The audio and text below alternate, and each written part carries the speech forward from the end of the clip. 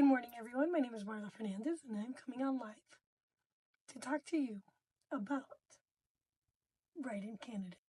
The reason I am coming on live and talking to you about this is because I never understood write-in candidates. And because I didn't understand what a write-in candidate was, I never used this option before.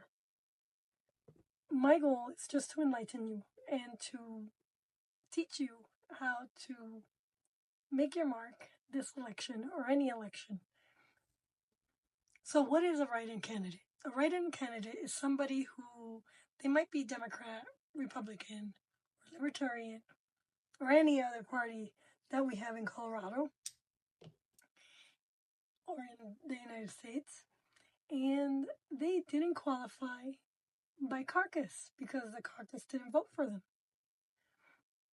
This is a very powerful way to give you more choice and to go beyond the standard process of major political parties. And why does being a write-in matter? It matters because 3 reasons. You get more choice and you get more voices. So if last time that I ran as a Republican candidate in my district, and I walked the district from one side to the other. And what I noticed was that many people in my district, while they care about the election and they care about their voices and they let me know their opinion, they don't vote. Some of them might be they don't vote because they're not citizens of the United States. Others may not vote because they don't feel their voices are heard anyways. So I want to say that being a write-in candidate now for this election and being sidestepped by my party, I view this as an opportunity to support individuals who might not have the financial backing or the political connections to appear on the ballot. But they have the passion to lead. And I want to say that I have the passion to lead you into a different direction than where we're going. And I think this is a wonderful opportunity that I've been given to do something different and to be me. The me is a grassroots. I'm very grassroots. So when I ran the last time, I went door knocking. I'm not somebody who stands in front of a podium and gives a speech. I never viewed giving speeches as something that I was called to do, although I am called to do it now. And I thank Usborne Books and More for teaching me how to be confident in front of the camera, and I'm very grateful for the African Leadership Group for teaching me how to be comfortable in front of the podium. So it's a work in progress for me. But this is a way to present you with real concerns rather than staying locked into the mainstream candidates. The other thing about being a write-in is that you could challenge the status quo. So this time around, I've been walking since November. Or maybe even further. I think September I decided that I wanted to run again. But I wasn't sure. But in November, I definitely started walking and talking to my neighbors. And I realized that a few of my neighbors, they didn't vote because they didn't want to be part of the system. And I'm like, what? This voting is like one step into having your voices heard, and if you don't vote, then you don't get a chance to discuss issues because you forwent the first step in representing. So the more I talked to people, the more I started getting ideas. And at first, I was sad. I was sad that I wasn't going to be the candidate. And I had to like acknowledge that and go through that pain of not being able to run again on the party platform. Um, it was a very hard journey for me. Um, but it's okay now. God has given me the grace to realize the opportunity that I have in being a write-in candidate.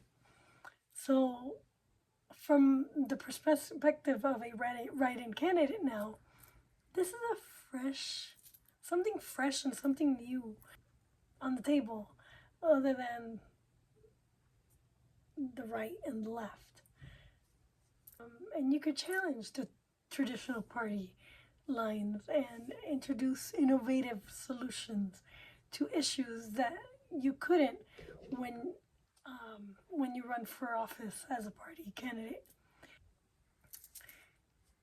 And it just gives you more different choices and from the usual. So let me talk about how to challenge the status quo. I am very good at collaborating with people, and I'm not afraid to talk to different people from different sides. So, what I realized is we have an abortion issue. And when I ran the first time, my party didn't want me to talk about abortion. I'm like, why not? It's a big deal. I mean, it's part of the Constitution. You have to talk about it, you have to debate it. And also, I also had my opponent, Meg Froelich, didn't want to debate. And I'm like, what? Why not? What are you afraid of? Are you afraid that I'm going to win? I mean, I hardly even know if I'm going to win. And it's not about winning, it's about discussing ideas. Debating it's just that. It's just a way of discussing ideas in a civil platform where people think that debating is all about getting mad and getting angry and just fighting. Debating is not fighting. Debating is collaborating. And so, and I'm already guilty of saying So comment below if I say too many. The third reason that it matters is it encourages civic participation. And I've already told you this, that we have people in our district that don't want to vote because they think that voting is part of the system and the system is corrupt. That's exactly what I've been told. Okay? That's some of the mindsets and thinking of the people in my district. So this, by being a write-in candidate, this becomes a more active role, because now I have to be even more engaged and be more persuasive and more talkative and more collaborative in going face to face with people and asking for the vote. So there are candidates on the Secretary of State's list that I'm like, who are these people? And you will never know who they are because they don't come out and they don't talk. But being a write-in candidate, it empowers you to take more active role in the election process, and providing your voice to promote change. It even means bucking the trends of the major party systems, which right now are the trends in both are kind of like the party of stupid and the party of corruption. So you tell me which one is stupid and which one is corrupt. I'll let you decide. So I think it's a very good rule. The other thing, how do you support a candidate who's a write-in candidate?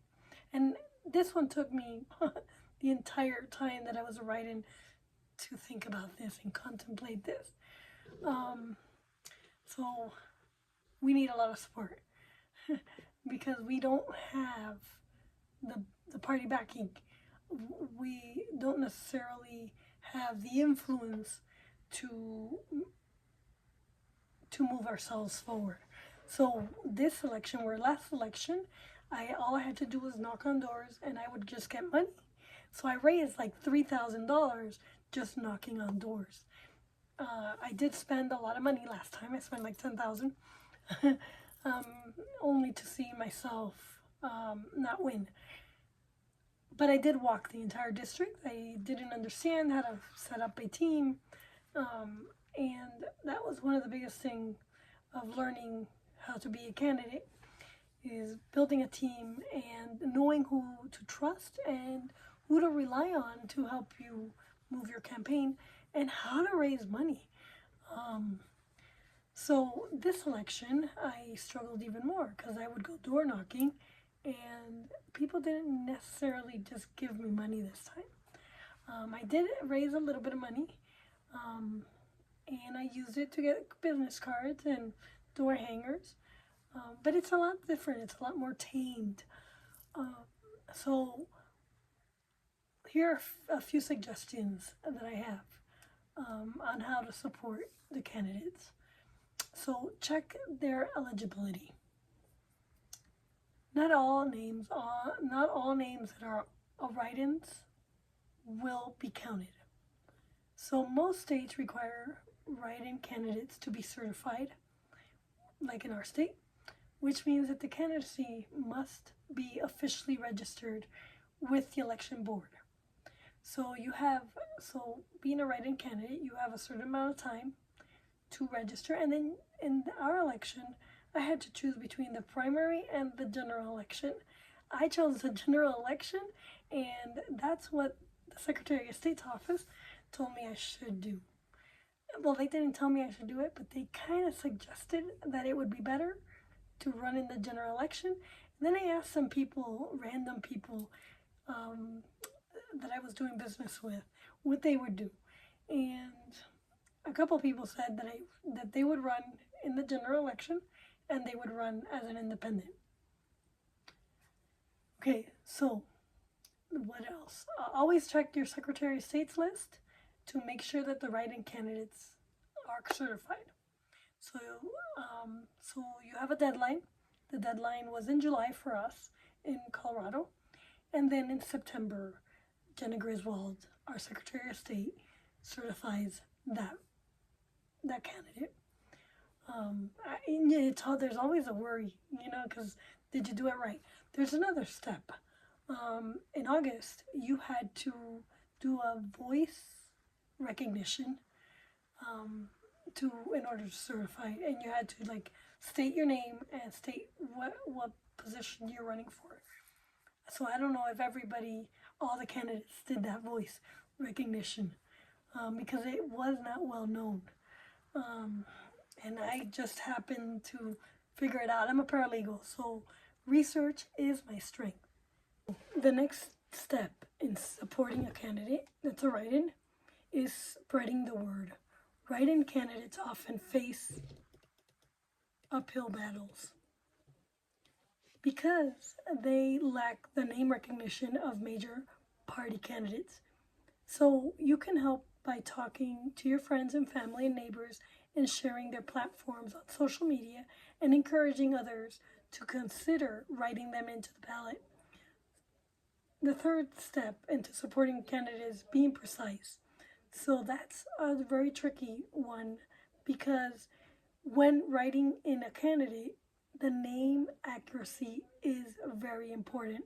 So a small mistake in the spelling of a name or failure to follow the specific directions could result in your vote not being counted, or it may be invalidated. So make sure to follow the guidelines, and I will show you how at the end of this video, exactly as laid out by your local election authority. In conclusion, writing in candidates are an essential part of a healthy democracy, offering more diverse choices and encouraging greater civic duty. Whether you are dissatisfied with the options on the ballot or are passionate about a lesser known candidate, writing in a certified candidate is a meaningful way to have your voice heard. It's time to embrace the full potential of your democratic process and ensure that every vote counts towards the change we want to see. By choosing a write-in candidate, you're not just casting a vote, you're sending a message. The power of a write-in candidate lies in the ability to reflect the true desire of the electorate, pushing back against the limits on the traditional political framework. If you believe in something different, this is your chance to make it happen. And remember, this November in Colorado, you can take steps towards this vision by writing in my name, Marla Fernandez, and Bennett Rutledge, and Kevin Beal on your ballot for genuine representation and the best choice to serve you.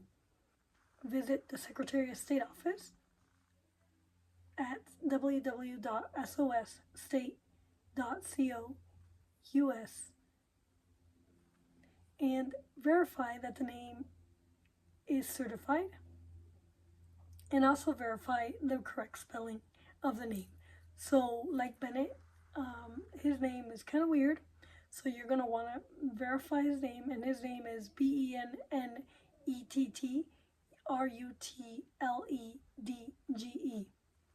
And then Kevin Beal is also another name that's kind of weird. Kevin is Kevin, and his last name is Biehl. So if they're in your district, you're going to want to verify that they're on the ballot and certified, and write their name in clearly and accurately. Thank you. Thank you very much, and I look forward to representing you in my district. Your voice really does matter. Make your mark and vote for Marla Fernandez today. Thank you.